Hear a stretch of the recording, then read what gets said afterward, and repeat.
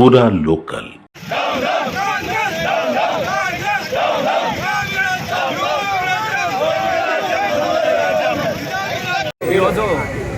Nustulapur society పరిధిలో రైతులు కన్నెర్ర చేస్తే ఎట్లా ఉంటుందో ఇలా నుస్లాపూర్లో మనకు కనబడ్డది. గత నెల రోజుల నుంచి కూడా రైతులు ప్రతిరోజు వందలాది వేలాది మంది రైతులు వచ్చి ఎగిలి వారంగానే వచ్చి సొసైటీల దగ్గర చెప్పులు ఇడిచిపెట్టి చెప్పుల లైన్ కట్టినటువంటి దుస్థితి గత 14 సంవత్సరాల క్రితం ఎట్లా ఉండేనో మళ్ళీ ఆ పరిస్థితి కనబడతా ఉన్నది. ఏ రైతును కదిలించినా కూడా ఇలా కన్నీళ్ళే కనబడతా ఉన్నాయి. అన్నం పెట్టే రైతు ముఖాలలో ఏ ముఖంలో కూడా ఒక విషాదమైనటువంటి ఛాయలు ఇవాళ మనకు కనబడతా ఉన్నాయి. మేము ఇవాళ ఈ రాష్ట్ర ప్రభుత్వాన్ని ఒకటే అడుగుతా ఉన్నాం. గత 10 సంవత్సరాల కాలంలో కేసీఆర్ గారు ముఖ్యమంత్రిగా ఉన్నటువంటి కాలంలో రైతులు భరోసాగా బతికిరు, రైతులు ధైర్యంతో ఉన్నారు.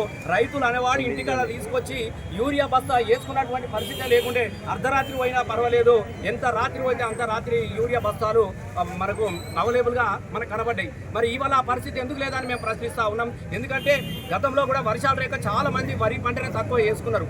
ఏదో వరుణ దేవుడు కరుణించి ఈ వారం 10 రోజుల నుంచి వర్షాలు పడుతూ ఉన్నాయి కాబట్టి ఇప్పటికే లేట్గా నాటేసుకున్నటువంటి రైతులు కనీసం దీనికి యూరియా వేసుకుంటే ఈ నెల రోజుల వేళ యూరియా వేసుకోవాలన్నటువంటి ఆలోచన తీసుకొని ఇలా తెలంగాణ రాష్ట్ర వ్యాప్తంగా మానకొండూరు నియోజకవర్గ వ్యాప్తంగా కూడా ఎక్కడ ఏ గ్రామంలో చూసినా కూడా ఇలా పొద్దున్న దాకా భార్యలు లైన్ కడతా ఉన్నారు, రాత్రి కూడా వచ్చి భర్త లైన్ కడతా ఉన్నారు. కనీసం యూరిన్ పోవాలన్నా కూడా చెప్పులు ఇడిచిపెట్టి లైన్లో పెట్టిపోయే పరిస్థితి దిక్కుమాలినటువంటి పరిస్థితి ఇలా మనకు కనబడతా ఉన్నది. ముఖ్యంగా మేము అడుగుతా ఉన్నాం, మరి గతంలో ఎందుకు రైతులకు అందుబాటులో యూరియా ఉన్నది అంటే మీకు రైతుల మీద చిత్తశుద్ధి లేదు.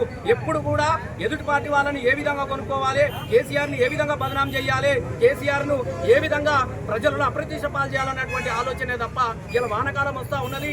రైతులు వరి నాటు పెట్టుకుంటారు కాబట్టి వీళ్ళకు ముందుగానే యూరియా తీసుకొచ్చి పెట్టాలన్నటువంటి సోయి లేని దుస్థితిలో ఉంది ఈ రాష్ట్ర ప్రభుత్వం. ముఖ్యంగా ఇక్కడ పరిస్థితులు ఉంటే ఆ రాష్ట్ర ప్రభుత్వ పరిస్థితులు అక్కడ ఉంటే ఇలా ఇక్కడ ఉన్నటువంటి మానకొండ నియోజకవర్గ పరిస్థితులు కూడా మీకు కనబడతా ఉన్నాయి.